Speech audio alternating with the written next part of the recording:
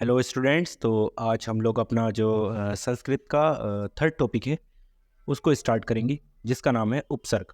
बहुत important topic है। इसमें भी 5 मार्क्स का आपके सिलेबस में NCISM के अकॉर्डिंग जो न्यू सिलेबस है उसमें 5 मार्क्स का आपको ये पोर्शन दे रखा है। बहुत ही छोटा पोर्शन है, दो अप्रोक्स 2 लेक्चर में इस पोर्शन को ख़त्म करेंगे। ठीक है, तो उपसर्ग बात करते हैं। उपसर्ग की सबसे पहले उपसर्ग का सूत्र आता है। तो सबसे पहले सूत्र में बात करें तो उपसर्ग क्रिया योगी, यानी कि हमने जब संज्ञा की बात की थी तब भी वहाँ पर एक उपसर्ग संज्ञा नाम से संज्ञा आई थी, जिसमें सेम हमने सूत्र पढ़ा था।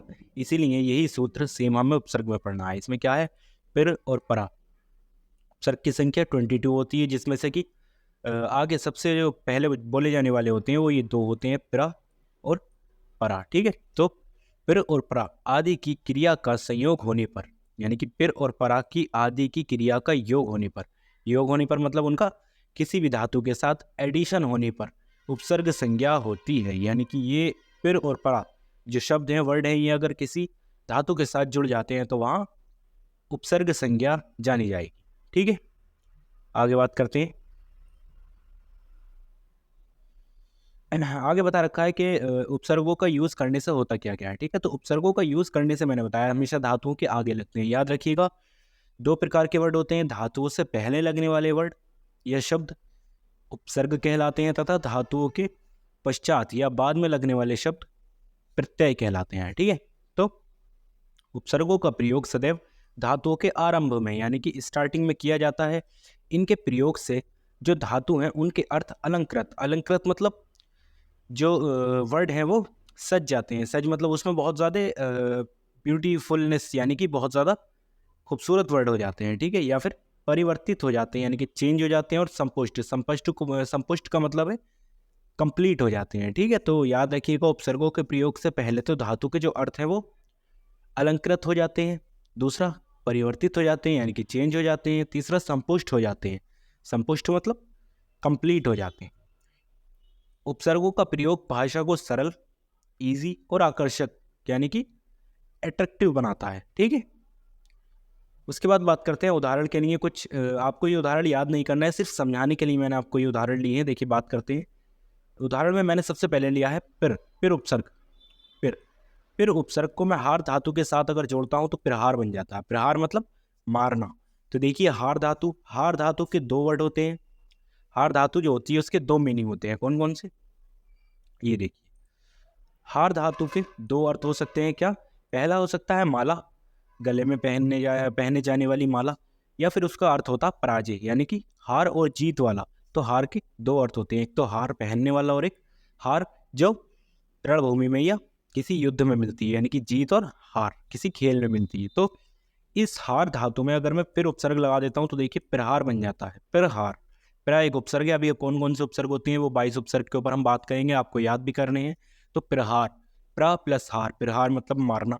इसी हार के आगे देखिए मैं बड़ा आ लगा देता हूं तो आहार, आहार मतलब खाना, भोजन। तो देखिए, प्रा और आ, इन दोनों को चेंज करते ही मेरे जो धातुओं के मीनिंग है, यानी कि एक ही प्रा और एक ये आ, इन दोनों को लगाते ही जो हार धातु के अर्थ है वो चेंज हो गए हैं। ठीक है, दिख रहा है आपको क्लियरली। उसके बाद में अगर इसी आहार के आगे मैं सम लगा देता हूं तो संहार बन जाता है। सॉरी, ये हार है, आहार नहीं है। ठीक है, समहार, यानी कि सम प्लस हार, संहार। और उसके बाद में संहार मतलब किसी पे आक्रमण करना या किसी पर अटैक करना। उसके बाद में वी, इसी हार धातु के आगे अगर मैं वी लगा देता हूं तो विहार, विहार मतलब टहलना, वॉकिंग, है ना। आहार विहार आपने अष्टांग हृदय में पढ़ा होगा। आहार मतलब भोजन, विहार मतलब जो डेली रूटीन का काम होता है। उसके बाद में यहाँ पर प्रा पहले वाले में, आ दूसरे वाले में, वी सम थर्ड वाले में, और वी फोर्थ वाले में 4 उपसर्ग। ठीक है, उसके बाद में संस्कृत भाषा में टोटल 22 उपसर्ग होते हैं। ये बात आप ध्यान रखिएगा। संस्कृत भाषा में कितने उपसर्ग होते हैं टोटल? संस्कृत भाषा में टोटल 22 उपसर्ग होते हैं। ठीक है, उसके बाद में हम आगे बात करते हैं। तो देखिए, मैंने बहुत सारी धातु ले ली, जो सेम धातु ले ली। क्या, गच्छति, और गच्छति का मतलब आपको पता है जाता है। ठीक है, तो मैंने ये सिमिलर कोई धातु ले ली, मान लो क्या, गच्छति मतलब जाता है। इसी धातु के आगे देखिए अब मैं चेंज करता जाऊंगा तो मीनिंग चेंज होता जाएगा। ये समझाने के लिए लिख रखा है मैंने, ठीक है, याद नहीं करना आपको। अगर मैं मान लो आ उपसर्ग लगा देता हूँ तो आगच्छति मतलब आता है। इसी गच्छति के आगे निर उपसर्ग लगा देता हूँ तो निर्गच्छति यानी कि निकलता है। इसी गच्छति के आगे मैं अनु लगा देता हूँ तो अनुगच्छति यानी कि पीछे जाता है। अनु मतलब पीछे होता है।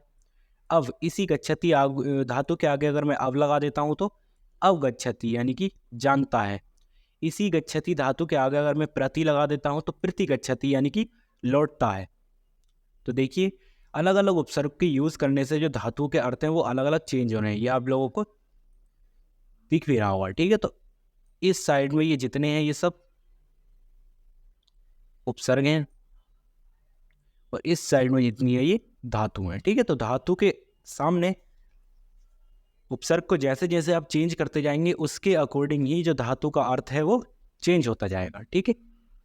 आगे बढ़ते हैं। देखिए उसके बाद आता है उपसर्ग। 22 उपसर्ग। 22 उपसर्ग होते कौन कौन से हैं, ठीक है। तो पहला उपसर्ग होता है प्र, दूसरा परा, तीसरा अप, चौथा सम, इसी तरीके से अनु, अव, निस, निर, दुस, दुर, वी, आंग। उसके बाद में नि, अधि, अति, अपि, अभि, सु, उत, प्रति, परि और उप। इसी सीक्वेंस में आपको याद करना है क्या, प्र, परा, अप, सम, अनु, अव, निस, निर, दुस, दुर, वी, आंग, नी, अधि, अति, अपि, अभि, सु, उत, प्रति और परि और उप, ठीक है। क्योंकि यही 22 उपसर्ग आपको जो आपकी सिलेबस की अगर आपने कॉपी देखी होगी तो यही उपसर्ग आपको सिलेबस की कॉपी में भी मिलते हैं, ठीक है। उसके बाद में देखिए क्वेश्चन जो आएगा वो मैक्सिमम यहाँ से आएगा क्या, इन 22 उपसर्गों में से आपसे कोई 3 से 4 उपसर्ग उठाकर दे देगा। आप प्रीवियस ईयर के क्वेश्चन चेक कर लीजिएगा। 3 से 4 उपसर्ग कोई उठाकर दे देगा और बोलेगा कि इन उपसर्गों का शब्द रूप बनाइए, यानी कि इन उपसर्गों का शब्द प्रयोग कीजिए, यानी कि इन वाक्यों को, इन उपसर्गों को यूज करके कोई शब्द बनाइए। 2 से 3 शब्द बनाइए, ठीक है, हर उपसर्ग के। तो आपको 3 से 4 उपसर्ग दे देगा। पहला है प्रा। प्रा मतलब अधि या आगे, आगे या अधिक, आगे बढ़ो या अधिक। तो इसका जो यूज आप वर्ड करेंगे वो पिर प्लस हार, पिरहारा, पहले ही बताई रही है, इसका मतलब मारना। योग धातु में पिर उपसर्ग लगाने से प्रयोगा बनता है। चलती धातु में प्र उपसर्ग लगाने से प्रचलिती बनता है। प्रयोग मतलब एक्सपेरिमेंट, प्रचलिती मतलब चलन होना, ठीक है, मूवमेंट करना। उसके बाद में देखिए सेकंड आता है हमारा परा। इसके अर्थ आपको एक या दो अर्थ याद करने हैं, ठीक है। परा का अर्थ है उल्टा या पीछे, ठीक है। तो भवती धातु में परा उपसर्ग लगाने से परा भवती। करोती धातु में परा उपसर्ग लगाने से परा करोती। विद्या धातु में परा उपसर्ग लगाने से परा विद्या, ठीक है, ये बात आप याद रखिएगा। उसके बाद हम बात करते हैं आगे जो आने वाले उपसर्ग है, ये देखिए। तो आगे जो हमारे उपसर्ग आते हैं वो आता है अप। अप मतलब होता है बुरा या अभाव, ठीक है। तो करोती धातु में अगर अप उपसर्ग लगाऊंगा तो अप करोती बनेगा, ये बात आप याद रखिएगा। इसी तरीके से वाद उपसर्ग में, वाद धातु में सॉरी, अप उपसर्ग लगाऊंगा तो अपवादः। अपवादः मतलब एक्सेप्शन। ईक्षति धातु में अगर अप उपसर्ग लगाऊंगा तो अपेक्षति। अब ये ई जो है ई में कन्वर्ट हो गया, ये एक धातु का जो संधि का मैटर है वो है, ठीक है। अभी बस आप याद रखिएगा, याद करने के पॉइंट ऑफ व्यू से अभी देखिएगा, आप सिर्फ याद करिए, ठीक है। क्योंकि जो हम संधि पढ़ेंगे तो ये बात आपको क्लियर हो जाएगी कि ई जो है बड़े ए में कैसे कन्वर्ट हो गया।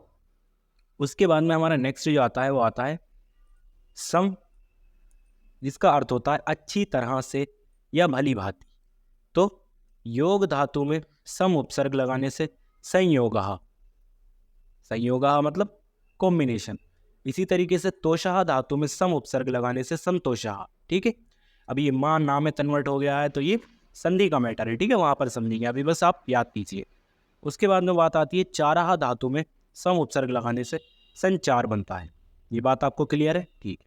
हर उपसर्ग के मीनिंग और 3 लगभग एग्जाम्पल आपको याद करने हैं, ठीक है। और उपसर्ग की डेफिनेशन, उपसर्गः क्रिया योगी, उपसर्ग कौन कौन से हैं, ठीक है। इस चैप्टर में देखिए आपको पढ़ना क्या क्या है, उपसर्ग की डेफिनेशन, उपसर्ग कितने होते हैं? 22 होते हैं। उपसर्ग याद होने चाहिए, हर एक उपसर्ग का मीनिंग आपको पता होना चाहिए और उसका लगभग 2 से 3 मैक्सिमम और मिनिमम 2 आपको शब्द प्रयोग आने चाहिए, ठीक है, उनका वर्ड बनाना आना चाहिए। देखिए अगला आता है अनु। अनु मतलब होता है पीछे या समान, मैंने पहले ही बताया था। कूल धातु में, कूलह धातु में अनु उपसर्ग लगने से अनुकूलः ये शब्द बनता है। भवा धातु में अनु उपसर्ग लगाने से अनुभवः ये शब्द बनता है। कृमः धातु में अनु उपसर्ग लगाने से अनुकृमः ये शब्द बनता है। कोई दिक्कत नहीं होनी चाहिए आपको, ठीक है। उसके बाद में अव धातु में, अव धातु का अर्थ होता है नीचे या दूर या हीन। हीन मतलब नीचा। तो गुण धातु में अव लगाने से अवगुण बन जाता है। अवगुण मतलब किसी की कमी। काश धातु में, काशा धातु में अव उपसर्ग लगाने से अवकाशः बन जाता है, यानी कि हॉलीडे।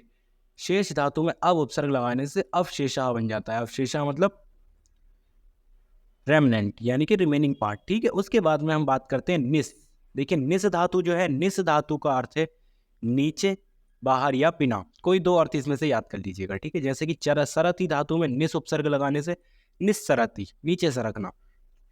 पन्ना धातु में निस उपसर्ग लगाने से निष्पन्ना।